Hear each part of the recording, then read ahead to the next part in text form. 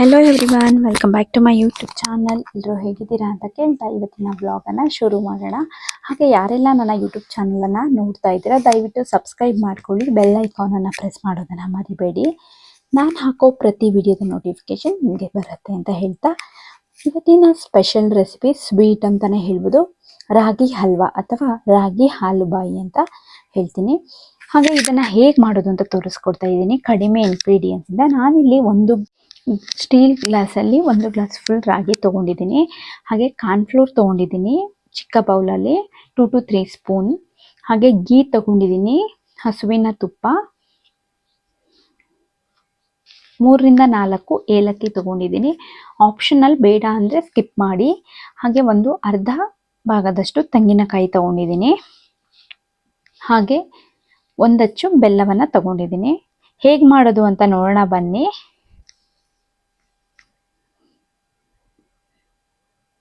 ತುಂಬ ಈಸಿಯಾಗಿ ಮಾಡ್ಕೋಬಹುದು, ತುಂಬ ಚೆನ್ನಾಗಿರುತ್ತೆ. ಸ್ವೀಟ್ ಜಾಸ್ತಿ ಬೇಕು ಅನ್ಸಿದ್ರೆ ಖಂಡಿತವಾಗ್ಲೂ ಬೆಲ್ಲವನ್ನು ಸ್ವಲ್ಪ ಜಾಸ್ತಿ ಹಾಕ್ಕೊಳ್ಳಿ. ನಾನಿಲ್ಲಿ ಓವರ್ನೈಟ್ ರಾಗಿಯನ್ನು ನೆನೆಸಿ ಇಟ್ಕೊಂಡಿದ್ದೀನಿ. ಹಾಗೆ ಕಾಯಿಯನ್ನು ಫ್ರೆಶ್ ಆಗಿ ಇವಾಗ ತಾನೇ ತುರ್ಕೊಂಡ್ರೆ ತುಂಬ ಚೆನ್ನಾಗಿ ಅದರಲ್ಲಿರೋ ಹಾಲು ಬಿಡುತ್ತೆ, ತೆಂಗಿನಕಾಯಿದು ಹಾಲು. ಇಲ್ಲ ನಾವು ಅದನ್ನು ತುರಿದು ಫ್ರೀಝರಲ್ಲಿ ಇಟ್ಟು ನಂತರ ತಗೋತೀವಿ ಅಂದರೆ ಒಂದು ಸ್ವಲ್ಪ ಫ್ರೀಸ್ ಆಗಿರೋದ್ರಿಂದ ಅಷ್ಟು ಟೇಸ್ಟ್ ಬರಲ್ಲ. ನೋಡಿ, ರಾಗಿ ಚೆನ್ನಾಗಿ ಓವರ್ನೈಟ್ ನೆಂದಿದೆ. ಚೆನ್ನಾಗಿ ವಾಶ್ ಮಾಡಿಕೊಂಡು ರಾಗಿನ ನೆನೆಸ್ಕೋಬೇಕು. ಅದರಲ್ಲಿ ತುಂಬ ಕಲ್ಲಿನ ಅಂಶ, ಮರಳಿನ ಅಂಶ ಇರುತ್ತೆ, ಅದನ್ನೆಲ್ಲ ಕ್ಲೀನಾಗಿ ತೆಕ್ಕೋಬೇಕು. ನಂತರ ತೆಂಗಿನಕಾಯಿ ತುರಿ ಹಾಗೆ ನೆನೆಸಿಟ್ಕೊಂಡಿರೋ ರಾಗಿ ಜೊತೆಗೆ ಏಲಕ್ಕಿಯನ್ನು ಸೇರಿಸ್ಕೊಂಡು ನೈಸಾಗಿ ಗ್ರೈಂಡ್ ಮಾಡ್ಕೋಬೇಕು, ಸ್ವಲ್ಪ ನೀರನ್ನು ಹಾಕ್ಕೊಂಡು. ಹಾಗೆ ಇದೊಂಥರ ತುಂಬ ಹೆಲ್ದಿ ಸ್ವೀಟ್ ಅಂತ ಹೇಳ್ಬೋದು. ಹಾಗೆ ಸ್ವೀಟ್ ಕಡಿಮೆ ಬೇಕಂದರೆ ಕಡಿಮೆ ಕೂಡ ಹಾಕ್ಕೊಂಡು ಮಾಡ್ಕೋಬಹುದು, ತುಂಬಾ ಚೆನ್ನಾಗಿರುತ್ತೆ. ಡಿಫ್ರೆಂಟ್ ಟೈಪ್ಸ್ ಆಫ್ ಸ್ವೀಟ್ ಅಂತ ಹೇಳ್ಬೋದು. ಸ್ವಲ್ಪ ನೀರನ್ನು ಸೇರಿಸ್ಕೊಳ್ತಾ ಇದ್ದೀನಿ. ಇವಾಗ ನೈಸಾಗಿ ಗ್ರೈಂಡ್ ಮಾಡ್ಕೋಬೇಕು.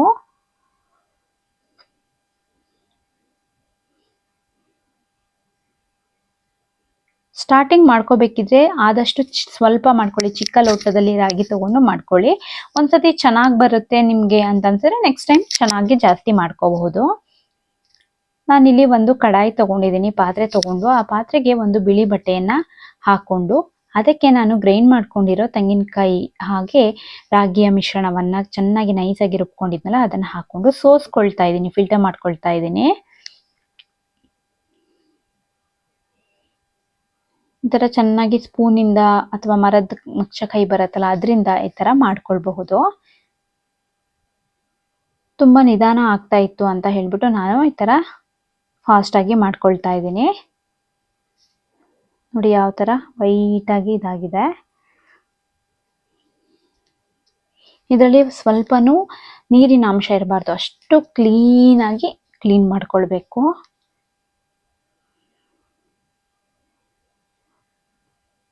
ಜಾರಲ್ಲಿರೋ ಸ್ವಲ್ಪ ಉಳಿದಿರೋ ಇದಕ್ಕೂ ನೀರನ್ನು ಸೇರಿಸ್ಕೊಂಡು ಚೆನ್ನಾಗಿ ಇದಕ್ಕೆ ಹಾಕ್ಕೊಂಡು ನಂತರ ಈ ಥರ ಸೋದಿಸ್ಕೊಳ್ತಾ ಇದ್ದೀನಿ. ನೋಡಿ ಎಷ್ಟು ಚೆನ್ನಾಗಿ ಆಗ್ತಿದೆ ಅಂತ.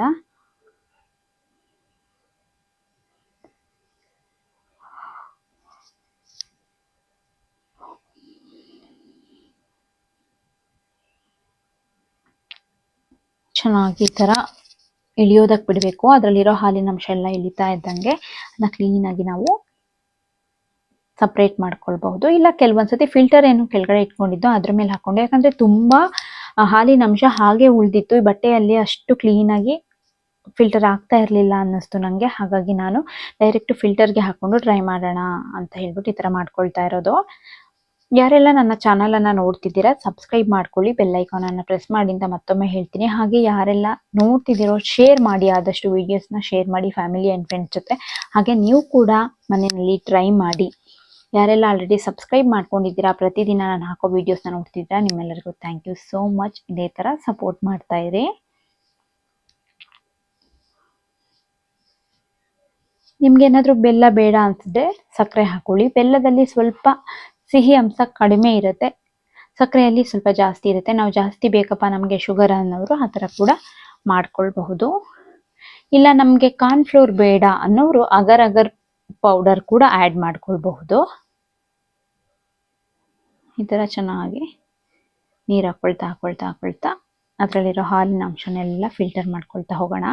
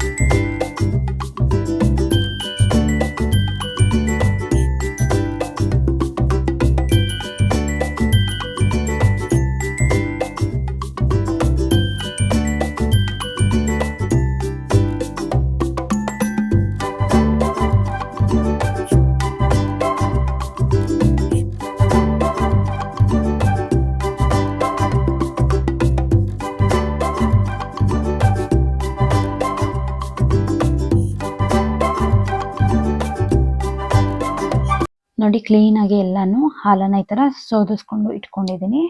ಎರಡು ಕೂಡ ಸೇಮ್, ಬಟ್ ಬೇರೆ ಬೇರೆ ಪಾತ್ರೆಯಲ್ಲಿ ಹಾಕಿಟ್ಕೊಂಡಿದ್ದೀನಿ. ನಂತರ ಎಲ್ಲಾನು ಒಂದಕ್ಕೆ ಹಾಕೊಂಡು ಮಿಕ್ಸ್ ಮಾಡ್ಕೊಳ್ತಾ ಇದ್ದೀನಿ. ಹಾಗೆ ಇನ್ನೊಂದು ಪಾತ್ರೆಗೆ ಸ್ವಲ್ಪ ಅದನ್ನ ತೊಳೆದಿರೋ ನೀರು, ಅಂದ್ರೆ ಆ ಪಾತ್ರೆಯಲ್ಲಿ ಉಳಿದಿರೋದಕ್ಕೆ ಸ್ವಲ್ಪ ನೀರು ಹಾಕೊಂಡು ನಂತರ ಅದಕ್ಕೆ ಸ್ವಲ್ಪ ಕಾರ್ನ್ಫ್ಲೋರ್ ಅನ್ನು ಹಾಕೊಂಡು ಚೆನ್ನಾಗಿ ಮಿಕ್ಸಿಂಗ್ ಮಾಡ್ಕೊತಾ ಇದ್ದೀನಿ. ನಂತರ ಒಂದು ಕಡಾಯಿ ತಗೊಂಡು ಬೆಲ್ಲವನ್ನ ಹಾಕೊಂಡು ಬೆಲ್ಲವನ್ನ ಕರಗಿಸ್ಕೊಳ್ತಾ ಇದ್ದೀನಿ. ಬೆಲ್ಲನ ಇನ್ನೂ ಸಣ್ಣದಾಗಿನೇ ಹಾಕಿ ಕರಗಿಸ್ಕೊಳ್ಳೋದ್ರಿಂದ ಬೇಗ ಕರಗುತ್ತೆ. ನಾನಿಲ್ಲಿ ದಪ್ಪ ದಪ್ಪದಾಗೆ ಹಾಕೊಂಡಿದ್ದೀನಿ, ಯಾಕಂದ್ರೆ ರಾಗಿ ಅಥವಾ ಕಾರ್ನ್ಫ್ಲೋರ್ದು ನೀರು ಏನು ಮಾಡ್ಕೊಂಡಿದ್ನೋ ಅದನ್ನ ಕೂಡ ಸೇರಿಸ್ಕೊಳ್ಳೋಣ ಅಂದ್ಬಿಟ್ಟು ನಾನು ಈ ಥರ ಮಾಡ್ಕೊತಾ ಇದ್ದೀನಿ. ಈಗ ನಾನು ರಾಗಿ ಹಾಕಿ ತೆಂಗಿನಕಾಯಿಯ ಹಾಲನ್ನ ಏನು ತೆಗೆದಿಟ್ಕೊಂಡಿದ್ನೋ ಅದನ್ನ ಕೂಡ ಹಾಕೊಂಡಿದ್ದೀನಿ. ಬೆಲ್ಲ ಸ್ವಲ್ಪ ಜಾಸ್ತಿ ಆಯಿತು ಅಂತ ಅನ್ನಿಸ್ತು. 2 ರೌಂಡ್ ಮಾಡ್ಕೊಳ್ಳೋಣ ಅಂದ್ಬಿಟ್ಟು ಫಸ್ಟ್ ರೌಂಡ್ ಈ ಥರ ಸ್ವಲ್ಪ ಸಾಕು ಅಂತ ಮಾಡ್ಕೊಳ್ತಾ ಇದ್ದೀನಿ. ಸಿಹಿ ಸ್ವಲ್ಪ ಮುಂದೆ ಇರಬೇಕು ಹಲ್ವಾಕ್ಕೆ, ಅವಾಗ ಚೆನ್ನಾಗಿರುತ್ತೆ. ಸಪ್ಪೆ ಅನ್ಸದೆ ಅಷ್ಟೊಂದು ರುಚಿ ಅನ್ಸಲ್ಲ. ಕೈ ಬಿಡದೆ ತಿರುಗಿಸ್ಕೋಬೇಕು, ಯಾಕಂದ್ರೆ ಕಾರ್ನ್ಫ್ಲೋರ್ ಪುಡಿ ಹಾಕಿರ್ತೀವಲ್ಲ ಆ ಪೌಡರು, ಅದು ಬೇಗನೆ ತಿಕ್ಕಾಗ್ಬಿಡುತ್ತೆ. ಹಾಗಾಗಿ ತಿರುಗಿಸ್ತಾ ಥಿಕ್ನೆಸ್ ಬರುತ್ತೆ. ಸಿಮ್ಮಲ್ಲಿ ಇಟ್ಕೊಂಡೇ ಮಾಡ್ಕೋಬೇಕು, ಇಲ್ಲ ಬೇಗ ತಳ ಹಿಡಿಯೋ ಚಾನ್ಸಸ್ ಕೂಡ ಇರುತ್ತೆ. ಹಾಗಾಗಿ ನೋಡಿ ಈ ತರ ತಿರುಗಿಸ್ಕೊಳ್ತಾನೆ ಬರ್ತಾ ಇದ್ದಂಗೆ ಸ್ವಲ್ಪ ಗಟ್ಟಿ ಆಗ್ತಾ ಬರುತ್ತೆ.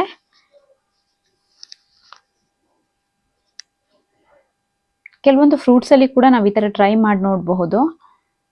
ಚೆನ್ನಾಗಿ ಈ ತರ ತಿರುಗಿಸ್ಕೊತಾ ಇದ್ದೀನಿ ನೋಡಿ.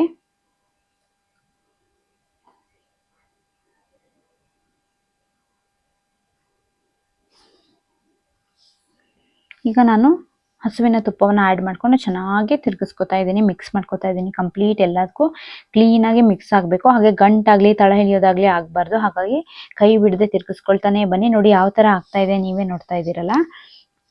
ಫಸ್ಟ್ ಫುಲ್ಲು ನೀರು ಥರ ಇತ್ತು, ಹಾಲು ಥರ ಇತ್ತು, ಈಗ ಫುಲ್ ಗಟ್ಟಿ ಆಗ್ತಾ ಇದೆ. ತುಂಬಾನೇ ಬೇಗ ಆಗೋಗುತ್ತೆ ಅಂತ ಹೇಳ್ಬೋದು. ಒಂದು ½ ಕಾಯಿ ತುರಿ ಬೆಲ್ಲ ಎಲ್ಲಾನು ಜಜ್ಜಿ ರೆಡಿ ಮಾಡಿಕೊಂಡು ಎಲ್ಲ ಮಾಡ್ಕೊಂಡ್ರೆ ½ to 45 minutes ಅಲ್ಲಿ ಹಲ್ವಾನ ರೆಡಿ ಮಾಡ್ಕೋಬಹುದು. ಅಥವಾ ರಾಗಿ ಹಾಲುಬಾಯಿ ಅಂತ ಕೂಡ ಕರಿಬಹುದು. ಈ ತರ ಮುಟ್ಟಾಗ್ಲೇ ಗೊತ್ತಾಗುತ್ತೆ ಆ ಥಿಕ್ನೆಸ್ ಅಲ್ಲಿ. ನಂತರ ಒಂದು ಪ್ಯಾನ್ ತಗೊಂಡಿದ್ದೀನಿ ಅಥವಾ ಒಂದು ಸ್ಟೀಲ್ ಪಾತ್ರೆ ತಗೊಂಡಿದ್ದೀನಿ. ಆ ಪಾತ್ರೆಗೆ ನಾನು ತುಪ್ಪ ಸವರ್ಕೊಂಡು ಅದ್ರ ಮೇಲೆ ಈ ಹಾಲುಬಾಯಿಯನ್ನ ರೆಡಿ ಮಾಡ್ಕೊಂಡಲ್ಲ ಅದನ್ನ ಹಾಕೋತೀನಿ. ಹಾಗೆ ಇದು ತುಂಬಾ ಲೇಟ್ ಆಗೋದಿಲ್ಲ, ಬೇಗನೆ ಗಟ್ಟಿ ಆಗ್ಬಿಡುತ್ತೆ. ಒಂದು 20 minutes ಅಲ್ಲಿ ಹಲ್ವಾ ರೆಡಿ ಆಗೋಗುತ್ತೆ. ಈ ತರ ಹಾಕಿದ್ಮೇಲೆ ಹಾಕಿ ಚೆನ್ನಾಗಿ ಕ್ಲೀನಾಗಿ ಸೆಟ್ ಮಾಡ್ಕೊತಾ ಇದ್ದೀನಿ ಲೆವೆಲ್ ಆಗಿ.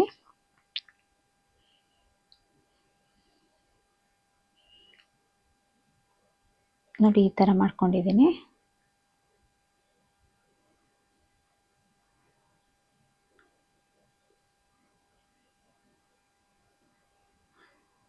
ಹಾಗೆ ಇನ್ನೊಂದು ಪ್ಲೇಟ್ಗೂ ಕೂಡ ಈ ತರ ತುಪ್ಪವನ್ನು ಹಾಕೊಂಡು ನಂತರ ಅದಕ್ಕೆ ಕೂಡ ಈ ತರ ಹಾಕೊಳ್ತೀನಿ. ಇನ್ನೇನು ಇದು ರೆಡಿ ಆಗೋಷ್ಟೊತ್ತಿಗೆ ಅದು ತಣ್ಣಗಾಗಿ ಗಟ್ಟಿ ಆಗೇ ಹೋಗಿರುತ್ತೆ.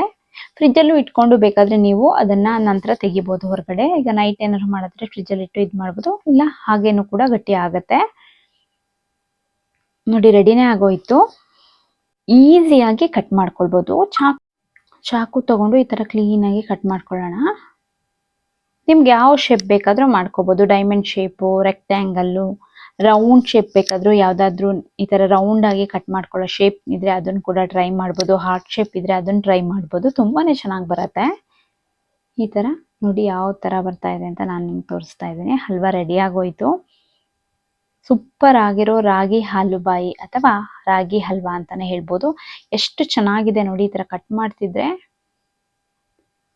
ಮಕ್ಳಿಗಂತೂ ತುಂಬಾನೇ ಇಷ್ಟ ಆಗುತ್ತೆ. ಈ ತರ ಸ್ನ್ಯಾಕ್ಸಿಗೆ ಮಾಡ್ಕೊಡ್ಬೋದು, ಲಂಚ್ ಬಾಕ್ಸಿಗೆ ಮಾಡ್ಕೊಡ್ಬೋದು.